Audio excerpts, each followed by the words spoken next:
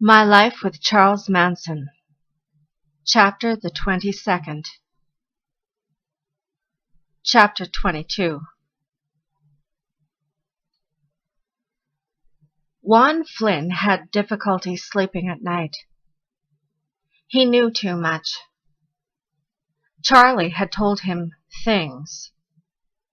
When we asked him what things, Juan remained evasive, preferring to keep his knowledge to himself, thinking, perhaps as I had, that by disclosing such information he would only spread fear.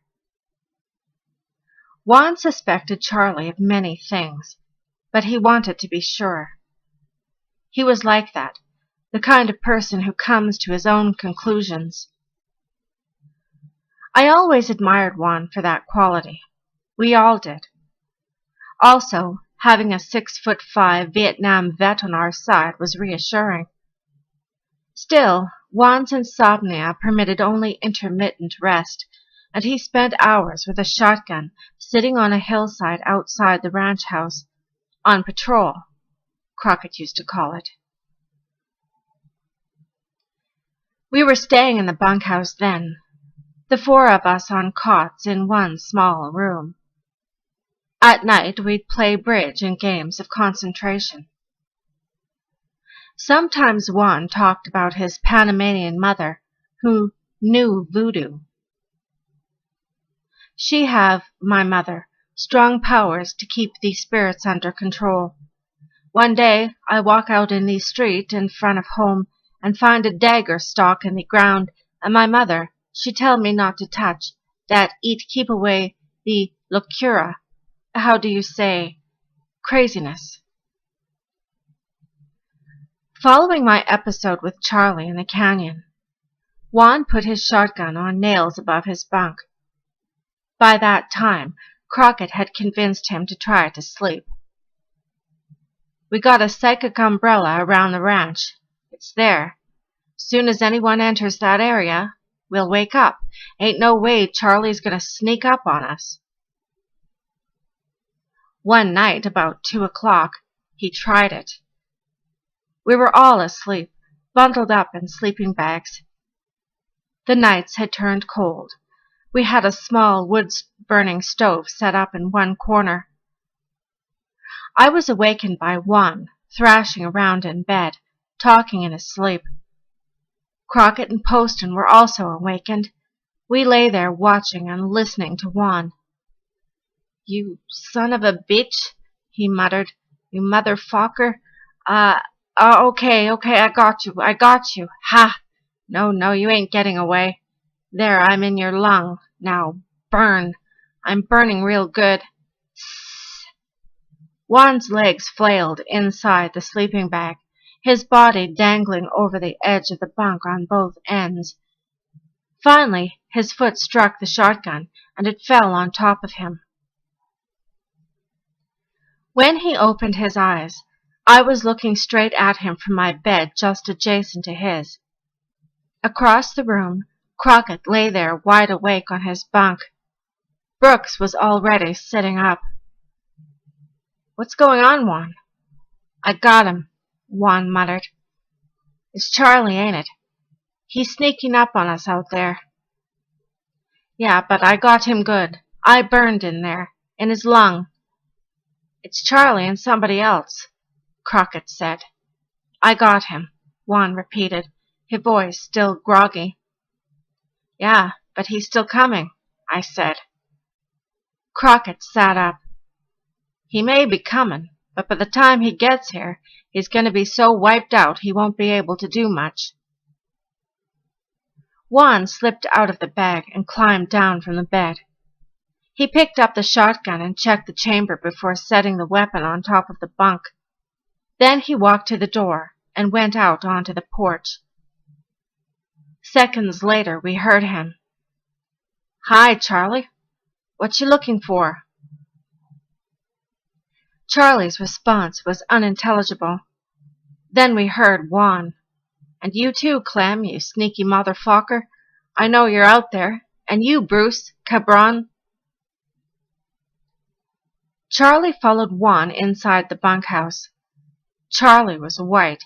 He looked totally disoriented. Crockett grinned, lit a cigarette, and offered one to Charlie. "Kinda late for a social call, ain't it?" Charlie wore buckskins and carried a leather thong over his shoulder. "One of these nights I'm gonna sneak up on you motherfuckers," he said evenly, forcing a grin, still trying to regain his composure. "And when I do—" "Now, that's impossible, Charlie," Crockett said. "Ain't no such thing as sneaking up on people. You know it and I know it. All that sneaking up is just make-believe, something people do to keep up a little intrigue in their lives." "Yeah," I added. "You taught us too well." Charlie grinned, and some of the color returned to his face. "Yeah, well, you folks just sleep tight." He turned and walked out the door, and Juan called after him. "Hey, Charlie, the next time, cabron. There ain't gonna be no next time." 2 nights later, we all woke up simultaneously. "Charlie," Brooks said. "Creepy crawly." "Son of a beach. He don't give up, does he?" Crockett sat up and reached for his shirt. I put on my pants, then hopped back up on the bunk. Juan's shotgun was under my sleeping bag. I tossed it to Juan. We were all sitting up, and Crockett was smoking a cigarette when Charlie pushed the door open and came crawling in on his hands and knees. "Hi, Charlie," I said. "Buenas noches, cabron." "Lose something, Charlie?" Charlie was utterly humiliated, but he didn't lose his composure. "One of these nights," he said. Then he got up and walked out of the bunkhouse. We heard him say something to Tex and to Bruce, and I went to the window and watched as they walked to the gate. Crockett got to his feet and stretched. "Let's head down to the main house and make some coffee. 'Bout time we had a little powwow." It was clear that we had pushed Charlie to his limit. Up until then, the rules of the game had dictated a certain bizarre etiquette that we'd all adhered to. But Charlie's karma was turning. It had started to turn from the day he met Crockett. Charlie could not get to Crockett. Charlie needed the paranoia of the city to work his fear tactics. In the desert, Crockett was on home ground, amid surroundings which were a part of his consciousness. Before, there were no doubts. Charlie's belief in his destiny had been reinforced by an entire family of followers. 2 months had passed since the Tate LaBianca murders, and still the law had nothing on him.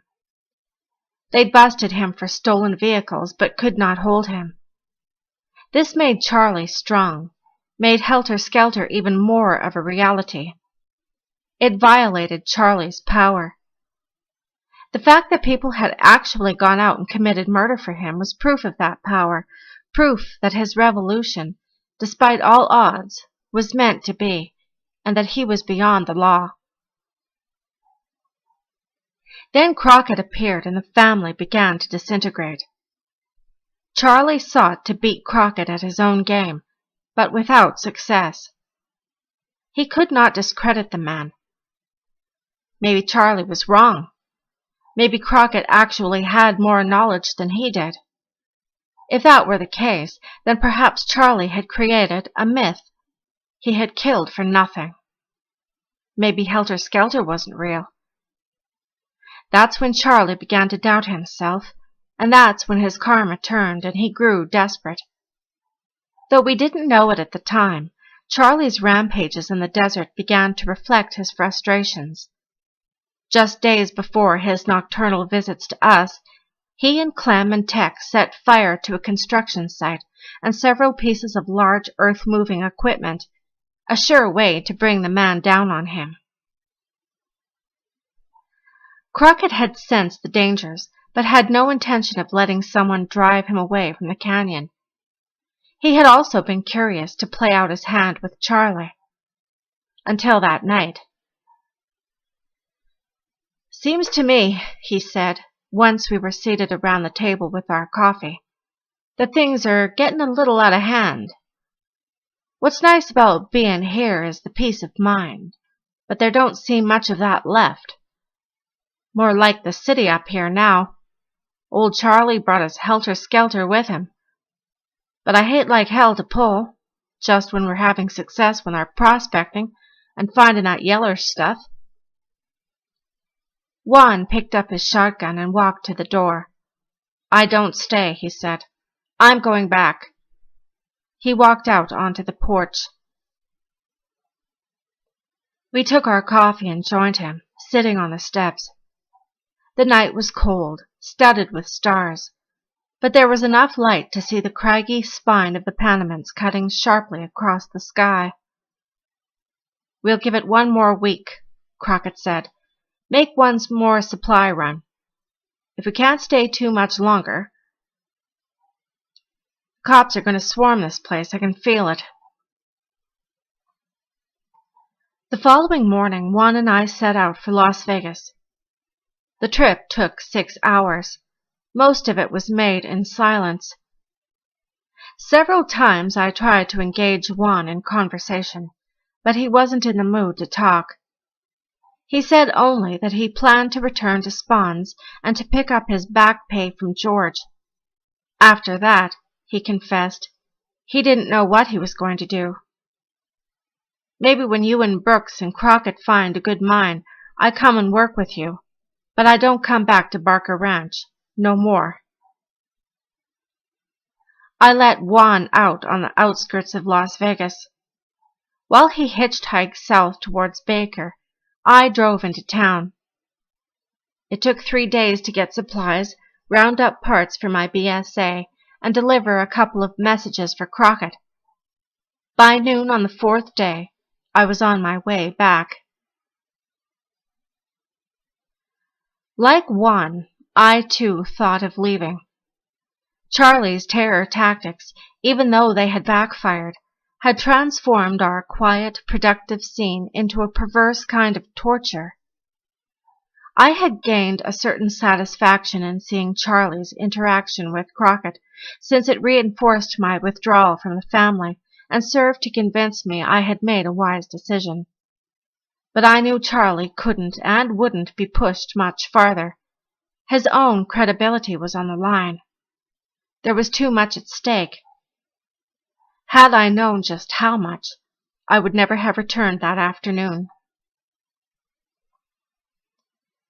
By the time I parked the truck at Barker's, it was too late to carry in the supplies, so I left everything and hiked back up to the ranch. When I got there, all the lights in the ranch house were on. I saw Snake and Squeaky walking up the path to the house. 2 dirt bikes were parked at the gate, and 3 or 4 dune buggies beyond the bunkhouse. Clem and Bruce Davis were sitting beside Brenda when I entered the gate. I saw Sadie coming down the road from the Myers place with Weish and Kitty Lutsinger, one of Bobby's old girlfriends. As I reached the porch, I spotted 2 of the girls getting out of the bus, followed by Tex and Bill Vance, who had driven a new dune buggy up the back route by way of Furnace Creek. My heart was pounding as I walked to the house. Charlie sat at the table across from Snake. Katie was cutting Snake's hair. Snake smiled, but she looked ghostly. She laughed nervously when I sat down. "Glad you're back, brother," Charlie said, getting to his feet and stretching his arms over his head. "Where's Brooks and Crockett?" "Don't know." Charlie walked past me to the door, "but I gotta dig a couple of graves before it gets dark."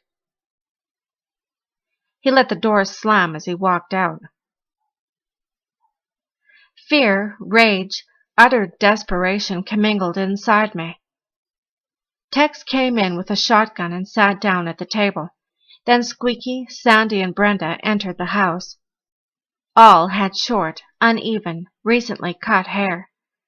The sound of the scissors slicing through Snake's hair sent chills down my back.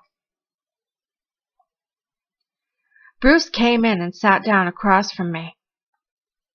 His face was red and puffy. Some of the sores on his arms had healed, but new ones had erupted on his neck, just under his chin. "Where's that Panamanian piggy?" he rasped. Before I could respond, Charlie called to him from the porch, and he walked out. I got up, went into the bathroom, and closed the door. I had to compose myself. I had to face Charlie without blowing it. I heard him and Bruce walk past the house. I heard Bruce's coarse pneumatic laugh as I started to take a piss.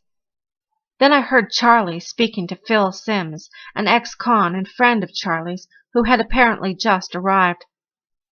"How's your wife, Jean?" Charlie wanted to know. "Real pain in the ass at the moment. You know how women are."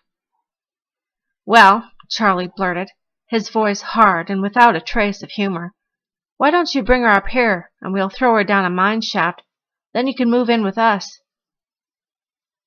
I didn't wait for Phil's reply, but went back to the living room. Katie, Stephanie, and Cappy were in the kitchen preparing a meal.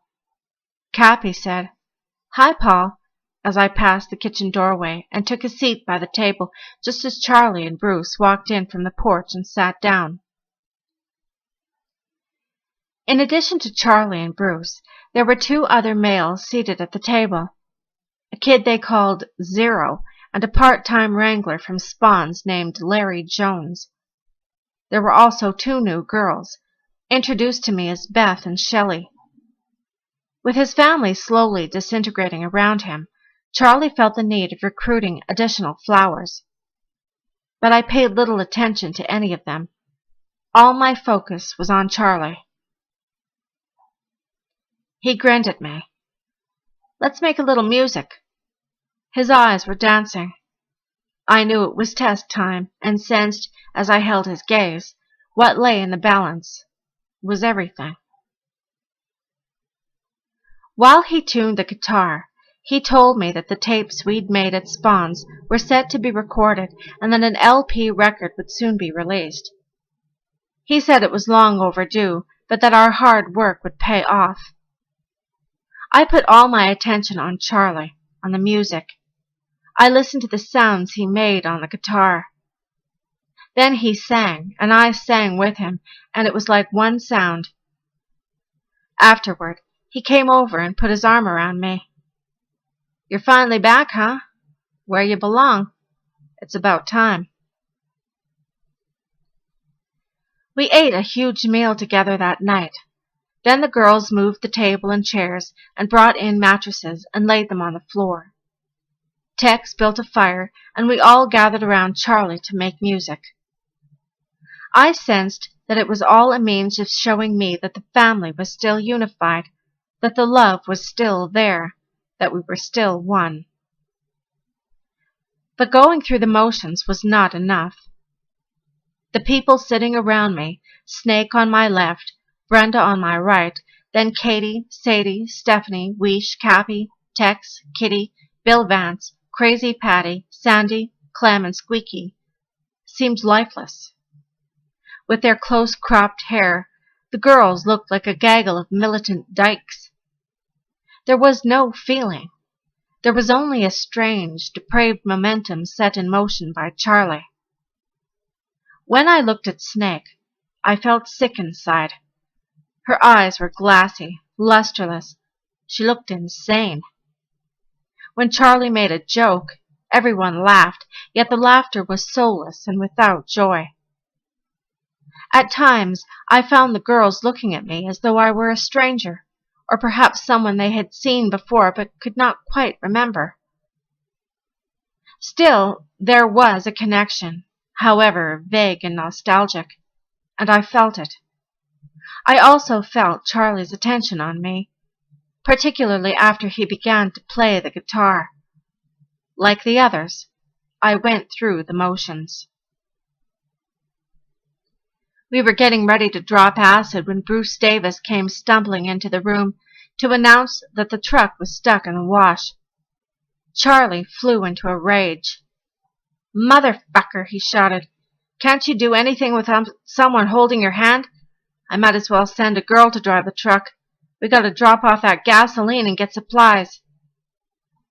"I can get the truck out, Charlie," I said.